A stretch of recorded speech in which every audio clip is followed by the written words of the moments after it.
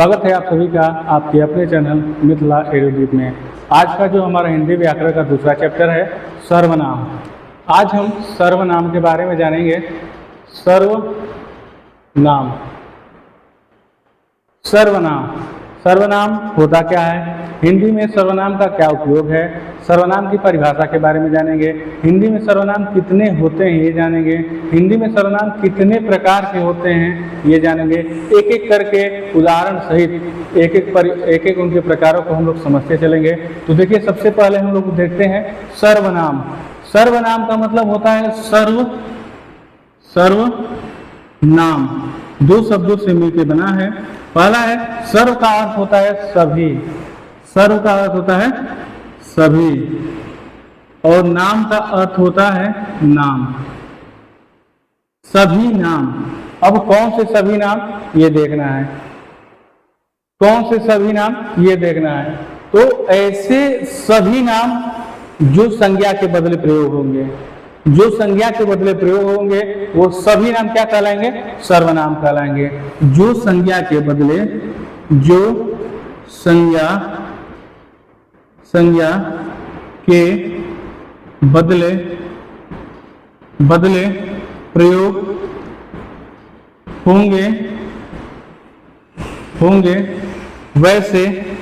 होंगे वैसे सभी नाम क्या कहलाते हैं, सर्वनाम कहलाते हैं। वैसे सभी नाम सर्वनाम कहलाते हैं। जो संज्ञा के बदले प्रयोग होंगे वैसे सभी नाम क्या कहलाएंगे, सर्वनाम कहलाएंगे। क्योंकि सर्व का मतलब होता है सभी होता है, समस्त होता है, समस्त होता है, सबका होता है, सबका यानी सबका नाम, समस्त नाम या सभी नाम क्या कहलाएंगे, सर्वनाम कहलाएंगे। वैसे सभी नाम जो संज्ञा के बदले प्रयोग हो वो क्या कहलाएंगे, सर्वनाम कहलाएंगे। ठीक, एक बार फिर से देखते हैं इसको, सर्वनाम को। आप इस अध्याय में नाम से ही सब कुछ बाहर निकल के आएगा, उसका रिजल्ट पूरा केवल नाम से ही बाहर निकल के आएगा। ये लिखा है सर्वनाम। सर्वनाम का अर्थ होता है यहाँ पर सबका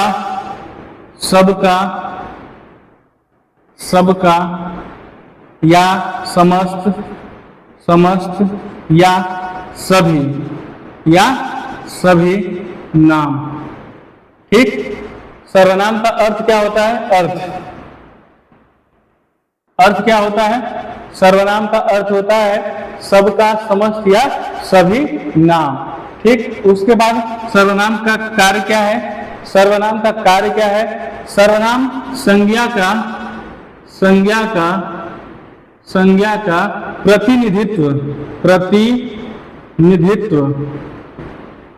प्रतिनिधित्व करता है। ठीक, सर्वनाम क्या करता है, संज्ञा का प्रतिनिधित्व करता है। प्रतिनिधित्व का मतलब होता है कि कोई किसी दूसरे के बदले खुद जाकर उसका कार्य करना, किसी दूसरे के बदले जाकर उसका कार्य करना। जैसे आप लोग देखे होंगे कि ग्राम पंचायतों में मुखिया अगर महिला है तो उसके प्रति क्या होते हैं, प्रतिनिधि होते हैं, और वही प्रतिनिधि जो है सो इस पूरे ग्राम पंचायत का प्रतिनिधित्व करते हैं। ठीक, वैसे ही यह पूरा प्रतिनिधित्व करेगा किसका, संज्ञा का। आगे देखिए, उसके बाद इसका एक पारंपरिक परिभाषा है कि जो संज्ञा के बदले प्रयोग होते हैं, जो शब्द संज्ञा के स्थान पर प्रयोग होते हैं उसे क्या कहते हैं, उसे सर्वनाम कहते हैं। ठीक, यहाँ पे देखिए, सर्वनाम का अर्थ होता है सबका, समस्त या सभी नाम। दूसरा, संज्ञा का जो प्रतिनिधित्व करता है उसे क्या कहते हैं, सर्वनाम। जो शब्द संज्ञा के स्थान पर प्रयोग हो उसे क्या कहेंगे, उसे भी सर्वनाम कहेंगे। उसके बाद सर्वनाम की संख्या देख लेते हैं। सर्वनाम की संख्या संख्या, इसकी संख्या होती है 11। कितनी होती है? 11। इसकी संख्या होती है 11। ठीक। उसके बाद संज्ञा के सर्वनाम के प्रकार कितने होंगे? सर्वनाम के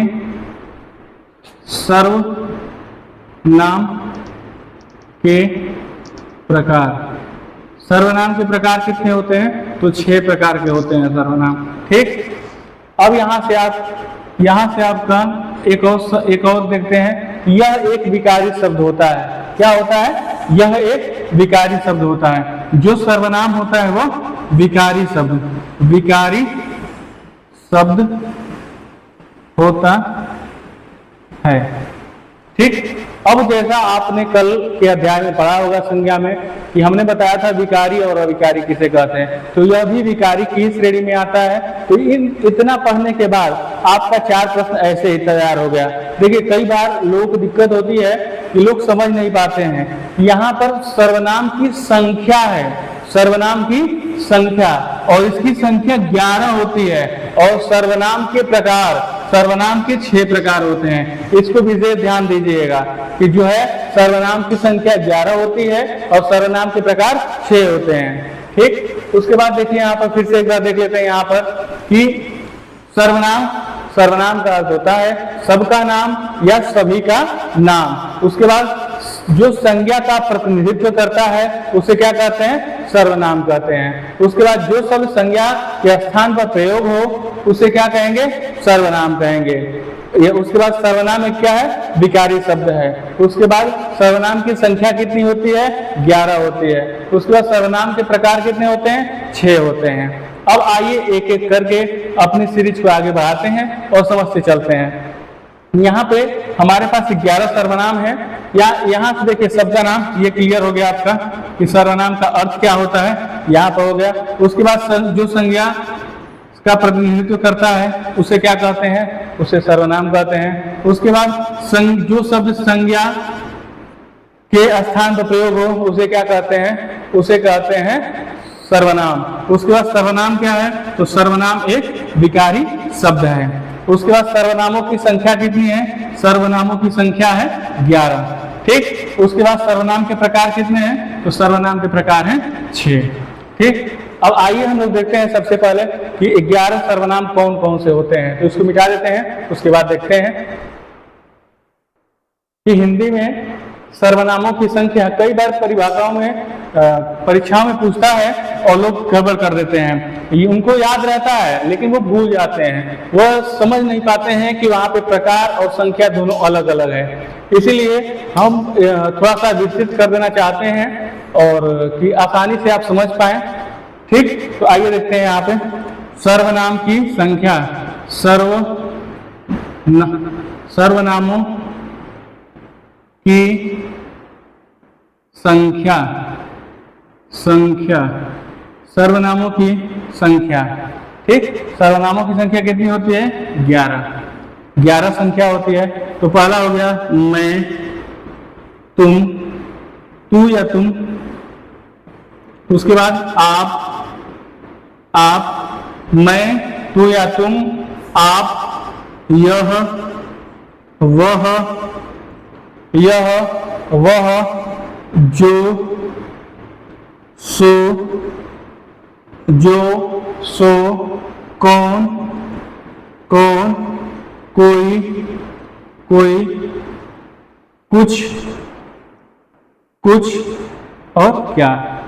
ये हमारे 11 सर्वनाम हो गए हैं। ध्यान से देख लीजिए, ये हमारे 11 सर्वनाम हो गए। ठीक।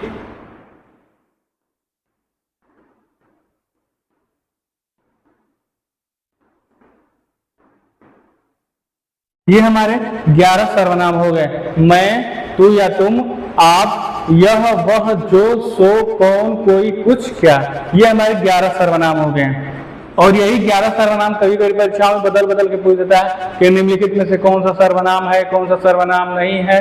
तो इनमें से 3 देके एक चौथा दूसरा दे देगा और पूछेगा कि निम्नलिखित में से कौन सा सर्वनाम नहीं है। तो उसके लिए आप अगर ये सर्वनाम को याद कर लेंगे तो आपके लिए आसान हो जाएगा। मैं, तू, आप, यह, मैं, तू, आप, यह, वह, जो, सो, कौन, कोई, कुछ, क्या। अगर इतना आपको याद हो गया तो आप 11 सर्वनामों के बारे में आसानी से समझ गए। यह कई बार परीक्षाओं में पूछा गया है कि सर्वनामों की संख्या कितनी होती है। सर्वनाम की संख्या अलग है और उसके प्रकार अलग हैं, ठीक। तो यहाँ पे हमको सर्वनामों की संख्या याद रखनी है। सर्वनामों की संख्या 11 है, ठीक। आगे देखते हैं कि सर्वनाम के प्रकार। सर्वनाम के प्रकार,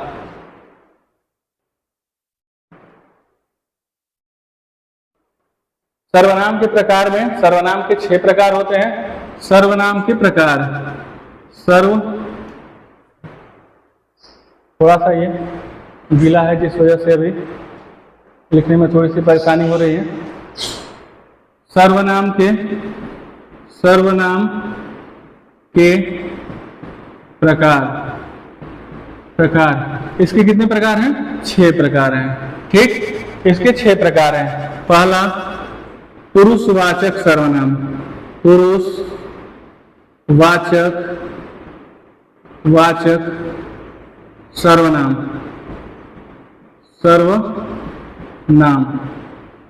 ठीक। पहला पुरुषवाचक सर्वनाम।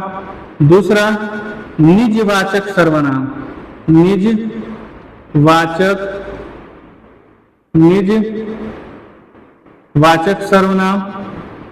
सर्वनाम। तीसरा है निश्चयवाचक सर्वनाम,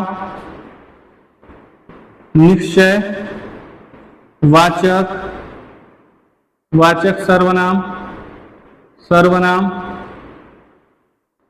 चौथा है अनिश्चयवाचक सर्वनाम, अनिश्चयवाचक सर्वनाम।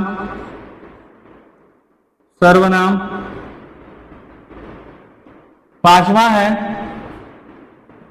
है संबंधवाचक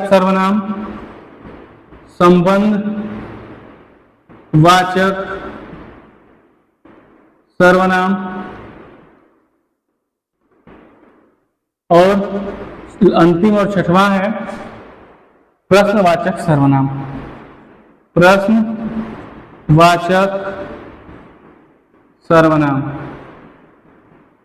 सर्वनाम, ठीक।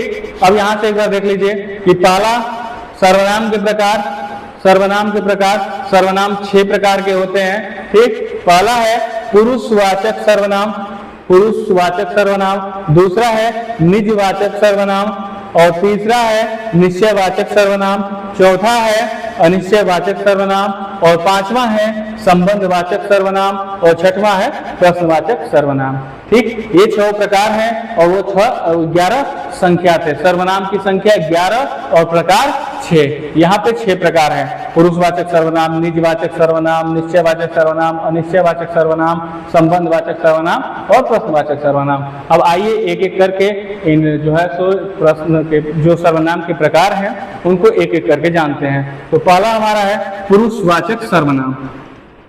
पुरुषवाचक सर्वनाम किसे कहते हैं? पुरुषवाचक सर्वनाम किसे कहते हैं? पहला है पुरुषवाचक सर्वनाम।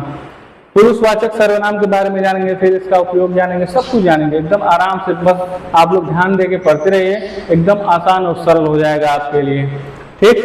पहला है पुरुषवाचक सर्वनाम, पुरुषवाचक सर्वनाम, ठीक। अब पुरुषवाचक सर्वनाम किसे कहते हैं? तो जो शब्द वक्ता,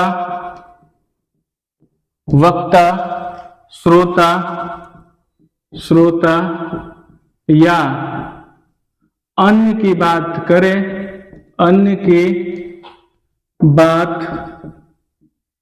करे,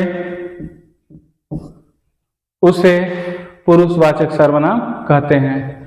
उसे पुरुषवाचक सर्वनाम कहते हैं।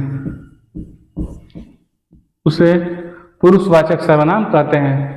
जो शब्द देखिए पुरुषवाचक सर्वनाम किसे कहते हैं? तो पुरुषवाचक सर्वनाम जो वक्ता, श्रोता या अन्य की बात करे उसे पुरुषवाचक सर्वनाम कहते हैं। या जो वक्ता, श्रोता या अन्य के बारे में बात करे या अन्य के बारे में बतलाए उसे क्या कहते हैं? पुरुषवाचक सर्वनाम कहते हैं। बस ये आप लोग जानिए कि वहां पे वक्ता, श्रोता और अन्य की बात होगी। जहां पर वक्ता, श्रोता या अन्य की बात होगी उसे पुरुषवाचक सर्वनाम कहते हैं। हालांकि यहाँ पे पुरुष के लिए नहीं है, लिंग से कोई मतलब नहीं है, ये बहुत बड़ा व्यापक शब्द है। ठीक, और यहाँ पे देखिए कि बहुत बड़ा व्यापक शब्द है और यहाँ पे पुरुष केवल लिंग एक व्यक्ति का या एक पुरुष का बोध नहीं कराएगा। यहाँ पे बहुत बड़ा व्यापक शब्द है और उनको समझने का प्रयास करते हैं, क्योंकि यहाँ पे वक्ता की बात कर रहा है, श्रोता की बात कर रहा है या अन्य की बात कर रहा है। अब देखते हैं कि इसके जो है सो वक्ता मतलब क्या होता है। वक्ता वक्ता वक्ता वक्ता होता है बोलने वाला। वक्ता कौन होता है? बोलने वाला। बोलने वाला वक्ता होता है बोलने वाला। ठीक, उसके बाद है श्रोता। श्रोता होता है सुनने वाला। सुनने वाला। ठीक, श्रोता होता है सुनने वाला। उसके बाद अन्य। अन्य अन्य होता है जिसके बारे में बात की जाए। जिसके बारे में बात की जाए। जिसके बारे में बात की जाए या तीसरा बोल सकते हैं। तीसरा या इसको तीसरा बोल सकते हैं। ठीक, अब यहाँ पे वक्ता बोलने वाला, श्रोता सुनने वाला और अन्य जिसके बारे में बात की जाए। ठीक, एक मिनट थोड़ा देखते हैं, लाइट टेक्निकल एरर थोड़ा सा आ रहा है। लाइट के चलते थोड़ा सा प्रकाश करने का प्रयास किया जा रहा है।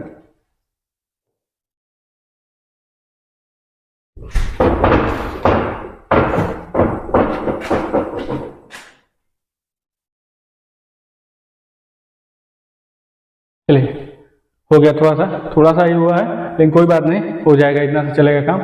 तो यहाँ पे क्या है कि पुरुषवाचक सर्वनाम जो वक्ता, श्रोता या अन्य की बात करे उसे पुरुषवाचक सर्वनाम कहते हैं। वक्ता मतलब बोलने वाला, श्रोता मतलब सुनने वाला और अन्य मतलब जिसके बारे में बात की जाए। ये आप समझ गए। आगे देखते हैं। अब यहाँ पे है कि यह पुरुषवाचक सर्वनाम 3 प्रकार के होते हैं। कितने प्रकार के होते हैं? 3 प्रकार के पुरुषवाचक सर्वनाम 3 प्रकार। यहाँ पे आप समझ गए तो इसको मिटा देते हैं। इसको मिटा देते हैं और फिर देखते हैं। यहां पर पुरुषवाचक सर्वनाम 3 प्रकार के होते हैं। पुरुषवाचक सर्वनाम 3 प्रकार के होते हैं। पहला उत्तम पुरुष। उत्तम पुरुष। दूसरा मध्यम पुरुष। मध्यम पुरुष। तीसरा अन्य पुरुष। अन्य पुरुष। अब यहां पे उत्तम पुरुष में होता है मैं, मतलब जो जैसे मान के चलिए कि जो वक्ता होता है, वक्ता हो गया उत्तम पुरुष, श्रोता हो गया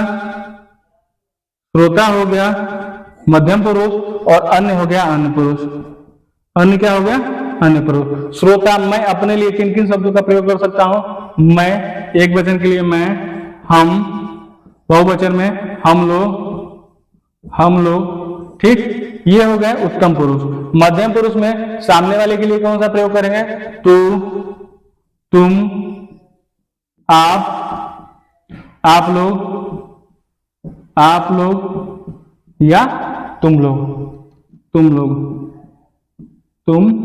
लोग ये प्रयोग करेंगे। ठीक, उसके बाद अगला है अन्य पुरुष। अन्य मतलब किसी तीसरे के लिए यह, वह, ये, और वे।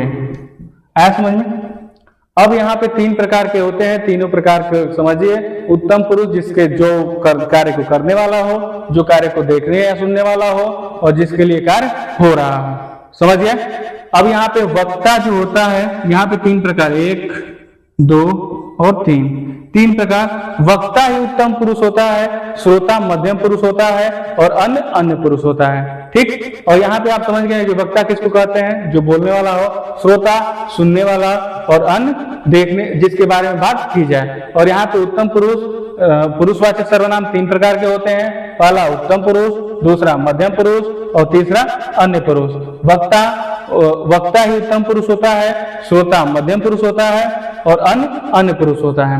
यहाँ पे है कि वक्ता जो है या उत्तम पुरुष जो है वह कौन से शब्दों का प्रयोग कर सकता है। जो बोलने वाला हो वह अपने लिए मैं, या बहुवचन में हो तो हम लोग। उसके मध्यम पुरुष में है तो मध्यम पुरुष सामने वाले के लिए कौन सा प्रयोग किया जाएगा, शब्द तू, तुम, आप लोग या तुम लोग। उसके बाद अन्य के लिए कौन से शब्द प्रयोग किए जाएंगे, यह, वह, ये और वे। ठीक। आगे देखते हैं, आगे समझ में बस इतना ही है पुरुषवाचक सर्वनाम। उसके बाद हम दूसरा सर्वनाम देखते हैं कि दूसरा है हमारा सर्वनाम निजवाचक। दूसरा सर्वनाम है पुरुषवाचक सर्वनाम। अब इससे ज्यादा कहीं नहीं है और ना ही इससे ज्यादा कुछ है भी। अब अगर इतना आप समझ गए तो परीक्षा के दृष्टिकोण से आपके लिए हमेशा के लिए फायदेमंद हो गया। और आराम से इसको जो है सो आप दिमाग में रख लीजिए कि किसी भी परीक्षा में आपको कहीं भी थोड़ा सा भी दिक्कत नहीं होने वाला है। ठीक। उसके बाद हमारे पास दूसरा सर्वनाम है। पहला हो गया पुरुषवाचक, दूसरा है दूसरा सर्वनाम है निजवाचक। निजवाचक सर्वनाम। ठीक। अब निजवाचक सर्वनाम किसे कहते हैं, जिसे स्वयं के लिए प्रयोग हो, जो शब्द स्वयं के लिए प्रयोग हो, या किसी कार्य को जो आपका 100% हो, आप व्यक्तिगत आप से इसमें मतलब है, आपसे मतलब अपने आप से केवल मतलब है, जो स्वयं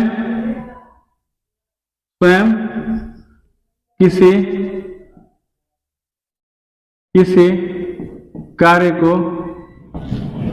को करता है, या कोई वस्तु स्वयं की हो, या कोई वस्तु स्वयं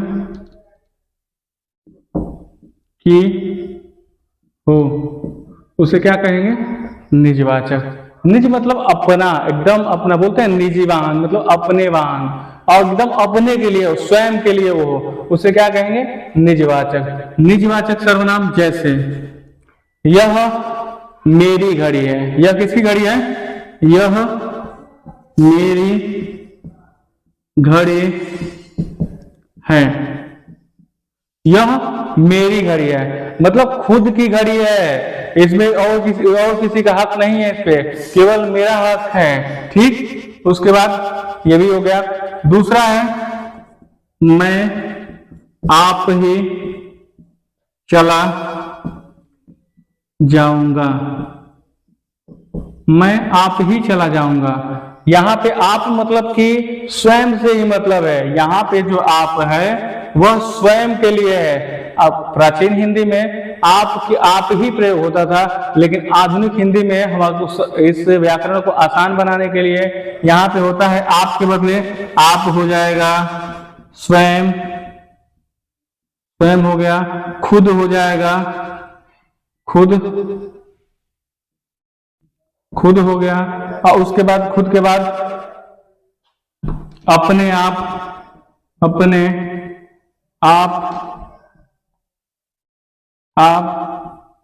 या आप ही। ठीक। इन चारों शब्दों को याद रखिएगा, आप, स्वयं, खुद, अपने आप या आप ही। अगर ऐसे कहीं आपको दिखे तो वह स्वयं के लिए होता है, अपने के लिए होता है। और मैं आप चला जाऊंगा, या मैं स्वयं चला जाऊंगा, मैं खुद चला जाऊंगा। ठीक। आया समझ में? मतलब जो अपने आप से जुड़ा हुआ हो वह क्या है, वह है जो अपने आप से जुड़ा हुआ है वह है निजवाचक सर्वनाम। आया समझ में? निज बोलते हैं निजी वाहन से बारात जाएगी, निज हम मेरा ये निजी मोबाइल है बोलते हैं ना, तो वही चीज निजी मतलब अपने आप से जुड़ा जो सर्वनाम हो वह होता है निजवाचक सर्वनाम। आया समझ में? आगे बढ़ते हैं, दूसरा देखते हैं। हमारा तीसरा सर्वनाम, तीसरा सर्वनाम है निश्चयवाचक। तीसरा सर्वनाम है निश्चयवाचक। तीसरा सर्वनाम हमारा है निश्चयवाचक। तीसरा देखिए, तीसरा है निश्चयवाचक।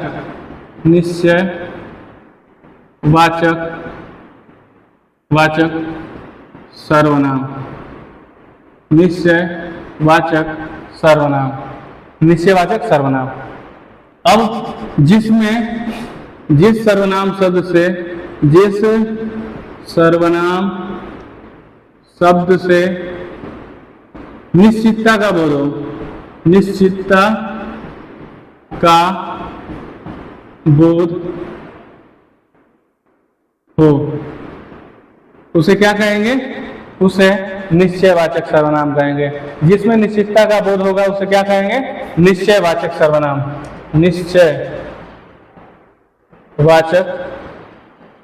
वाचक सर्वनाम कहते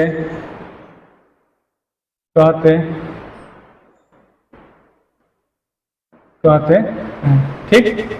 जिसमें निश्चितता का बोध हो, 100% निश्चित हो, कोई भी कार्य हो, वस्तु हो, कुछ भी हो, अगर वो 100% निश्चित है तो क्या है? निश्चितता का बोध। देखिए वहां पे क्या था कि निजवाचक सर्वनाम में स्वयं आप के लिए था, और इसमें आप के लिए भी हो सकता है, किसी अन्य के लिए भी हो सकता है 100%।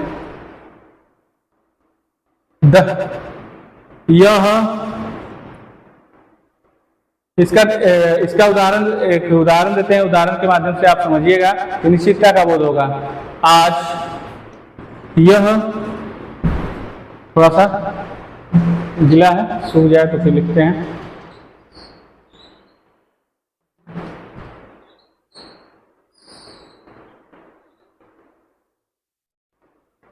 यह घर मोहन का है। यह घर किसका है? मोहन का है। यह किसका घर है? मोहन का। 100% है कि यह घर किसका है? मोहन का ही है। ठीक। उसके बाद यह पुस्तक बच्चों की है। बच्चों की है। यह पुस्तक किसकी है? ये पुस्तक बच्चों की है। 100% निश्चित है कि किसी अन्य व्यक्ति की नहीं है। किसकी है? बच्चों की है। यहाँ पे क्या हो रहा है? निश्चितता का बोध हो रहा है, और जहां पर निश्चितता का बोध होगा वह होगा निश्चयवाचक सर्वनाम। ठीक। अब निश्चितता का, यह घर किसका है? मोहन का है, और यह पुस्तक किसकी है? बच्चों की है।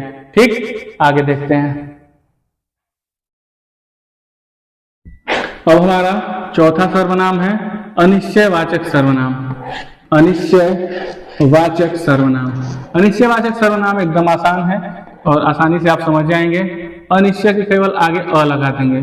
ठीक। और ये हमारा हुआ चौथा सर्वनाम, अनिश्चयवाचक सर्वनाम। जिसमें निश्चितता का बोध न हो, वह निश्चित न रहे। कार्य तो होगा लेकिन निश्चितता का बोध नहीं होगा। ठीक। जिसमें निश्चितता का बोध न हो, उसे क्या कहेंगे? अनिश्चयवाचक। निश्चितता का बोध इसमें नहीं होगा, उसे कहेंगे अनिश्चयवाचक सर्वनाम। ठीक। आगे देखते हैं अनिश्चयवाचक सर्वनाम जो है सो उदाहरण के माध्यम से। उदाहरण है कि दरवाजे पर कोई खड़ा है। दरवाजे पर कोई खड़ा है। दरवाजे पर कोई खड़ा है। दरवाजे पर कोई तो खड़ा है, लेकिन कौन खड़ा है यह निश्चित नहीं है। ठीक। तो कोई क्या हुआ? अनिश्चयवाचक सर्वनाम। ठीक।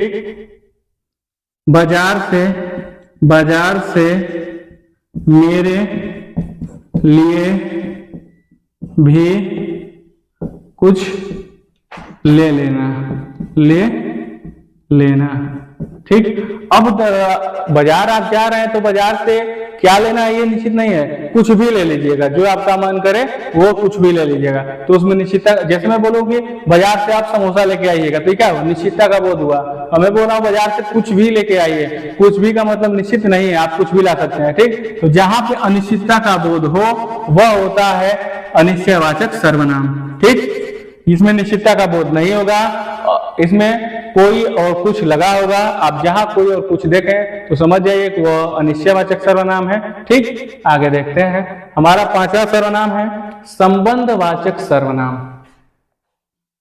संबंधवाचक सर्वनाम 5वां है। 5वां सर्वनाम है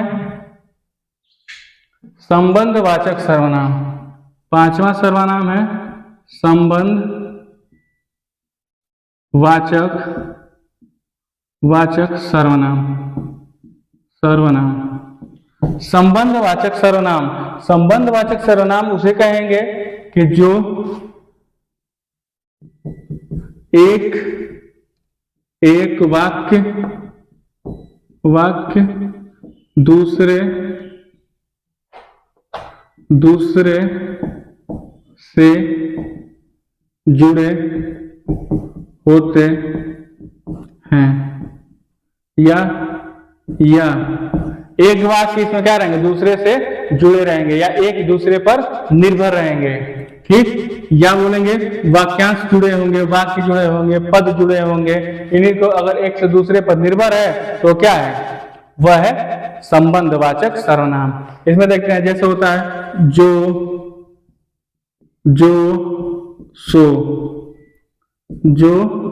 सो, जैसा वैसा, ये सब एक दूसरे से जुड़ने वाले शब्द हैं, एक दूसरे पर निर्भर रहने वाले हैं। एक अगर है तो दूसरा उस पर क्या है, निर्भर है। जो पढ़ेगा सो बढ़ेगा, जो पढ़ेगा सो बढ़ेगा।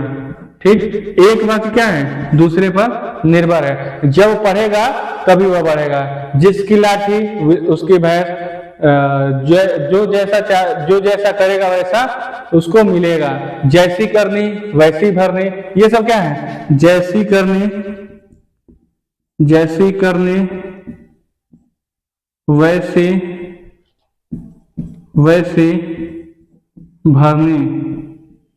वैसी भरनी, ये होता है संबंधवाचक। संबंध कौन बना रहा है, जैसी वैसी जो सो। ठीक, ये एक दूसरे पर निर्भर है। आया समझे, आगे देखते हैं। यह क्या होगा, एक वाक्य दूसरे पर निर्भर रहेगा, एक वाक्य दूसरे वाक्य को जोड़ेगा, और इसमें जो शब्द है जो रहेंगे सो रहेंगे, जैसा वैसा, कैसा ऐसा, जुड़ा ही होगा। ऐसा शब्द अगर होगा तो वो होगा संबंधवाचक। अगला देखते हैं और अंतिम हमारा है प्रश्नवाचक सर्वनाम।